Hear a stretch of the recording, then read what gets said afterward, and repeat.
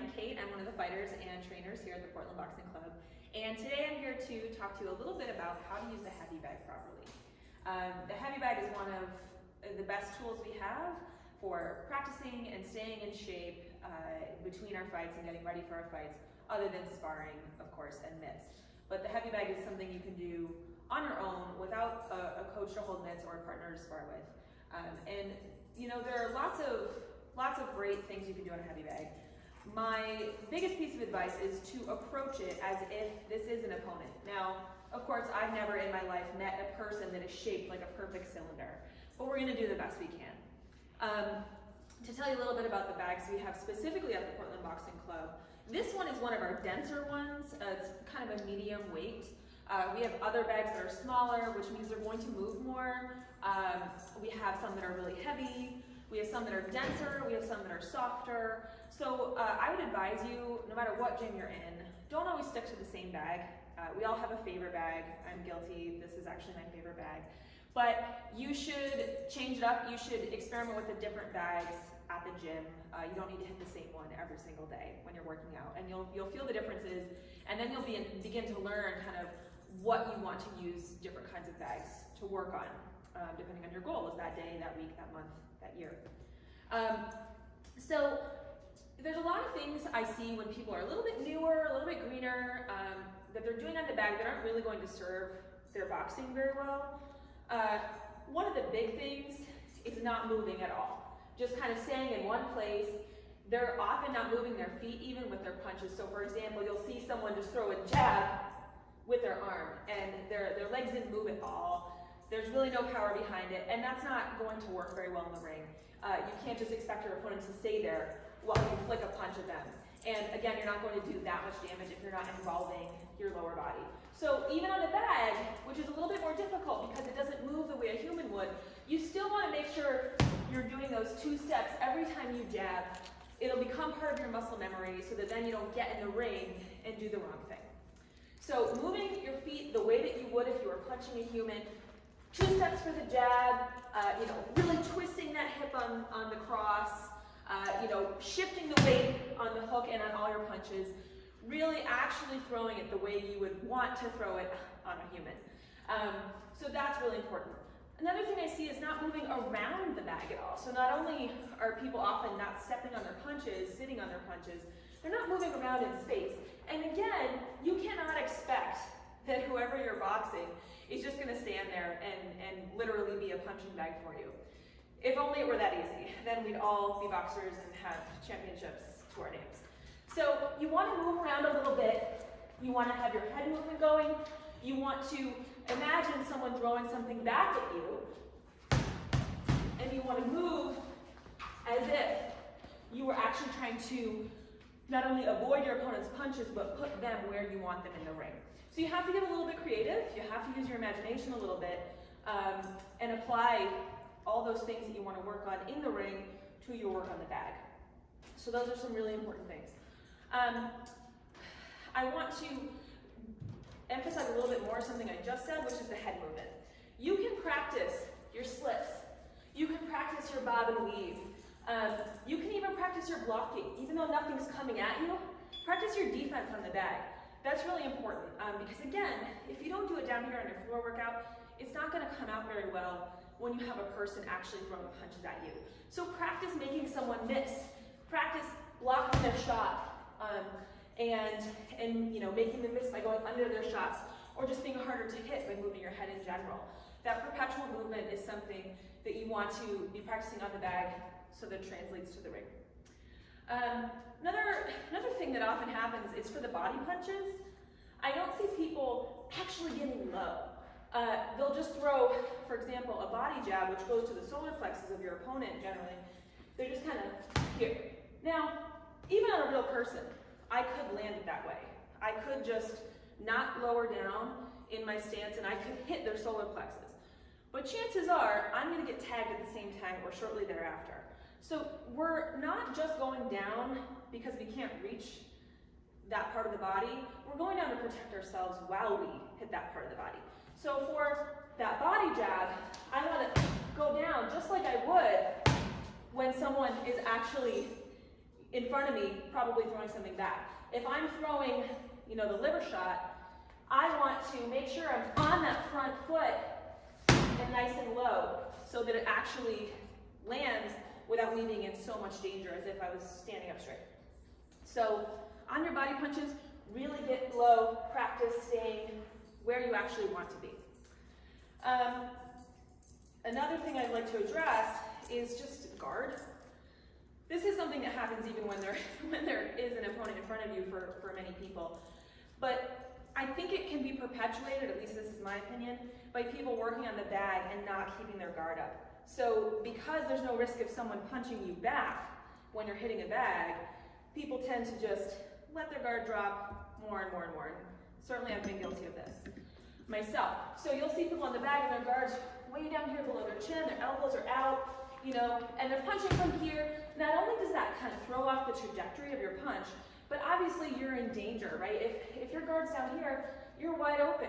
So practice holding your guard up just like you would want to if you were with someone in the ring. And the last point I want to make in terms of kind of common mistakes I see on the bag would be not jabbing enough. Jab is king. I've said it before. I will say it many more times, I'm sure. Practice your jab.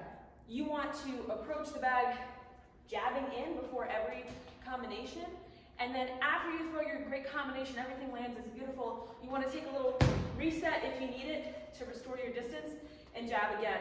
We're starting with the jab, we're finishing with the jab. Now, that being said, maybe you're working a particular combination.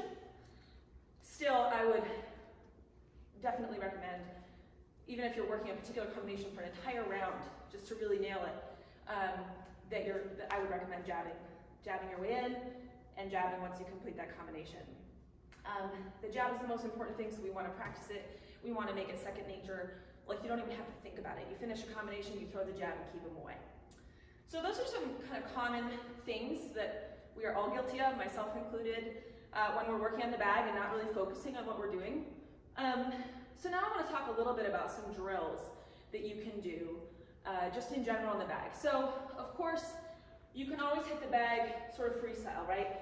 You're not necessarily focusing on a particular combination, but I'd still, you know, generally like to have sort of a list in my head of what I'm working on that day or that round.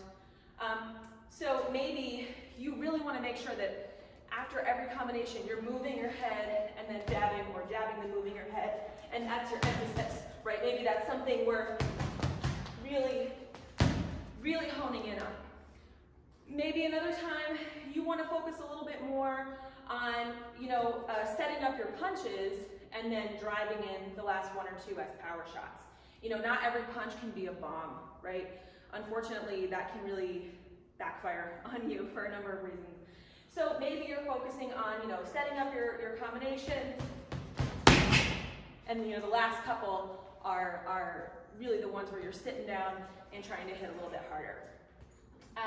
Another great drill that we like to do here at the PBC, you know, if you've ever taken my friend Liz Letty's boxing class on Saturdays, chances are you've done this one, speed power. So that, oftentimes we alternate it every 30 seconds, but you can do it however you like. So for speed, you're really just focusing on speed. You're not really necessarily trying to, you know, hit really hard with your power shots. And generally for the speed, you're just going to throw your jab and your cross as fast as you can. Notice that I'm still stepping on my feet, even though I'm going as fast as I can, focusing on throwing at the correct height. You can kind of go down and go up. Then after you do your 30 seconds of speed, you switch to power, where you're slowing it down enough that you can really drive them in. And then you can open it up to any punches for that power session. So, you know, you're sitting on your punches for 30 seconds. And then you can keep alternating like that. 30 speed, 30 power, 30 speed, 30 power, until you hit the 3 minutes. Another little tool, if you just want to apply at the end of any round, is doing that last 15 to 30 seconds of speed, even if you didn't do the speed power alternating the entire round. Some other drills that I like, making sure every once in a while checking in that you're active enough in your round. So maybe you count your punches. It can be a little bit hard when you're boxing to focus on how many you've thrown, but if you can count your punches, make sure that you're actually throwing a decent amount. Generally, most fighters are throwing at least 200 punches around, if not more, probably much more. But start with making sure you're at least throwing 100 if you're a beginner. Focusing on head movement in between, of course, and all that good stuff. But just check in every once in a while and make sure that you have enough output and we're not just spending too much time kind of walking around, not throwing anything. And if you can practice that, it will become a little bit more second nature, so that when you get in the ring with an opponent, you are a very active fighter, which is generally an advantage. Another one I like to do is kind of break it up minute by minute. So the first minute will be jabs only, for example. Just head jabs and body jabs. The entire minute, you're just focusing on jabbing, changing up your speed, moving in between, head movement, footwork, all of that. And then the second minute, maybe you make it jab cross or some other combination. If you really want to work on, cross to the body, hook to the head, cross to the head, just as an example, you're focusing on that for the next minute. And then you can switch it to a second combination for that last minute, or just end with speed as well. So those are just a few ideas. There's endless ideas. You can work in some calisthenics during your bag work. You can throw a number of punches, whatever that might be, 10, 20, 30 punches, and then you drop and start doing 10 push-ups, for example, or you start doing squats, or lunges, or burpees, or hold a plank. These are all things that you can work into your bag work if you want to get a little bit of calisthenics and strengthening into your workout. One way to do that without cutting into your punch time is to do the full round on the bag, and then instead of taking your 1 minute rest between rounds as a rest, you're using that to do some sort of other strength building exercise. That's going to make you tired pretty quickly, but it's a great way to amp things up and to really make sure that you're working on not only your punching, but the strength behind it. So those are just a few ideas for how you might work the bag when you're at the Portland Boxing Club or any other gym, and hopefully that's a little helpful.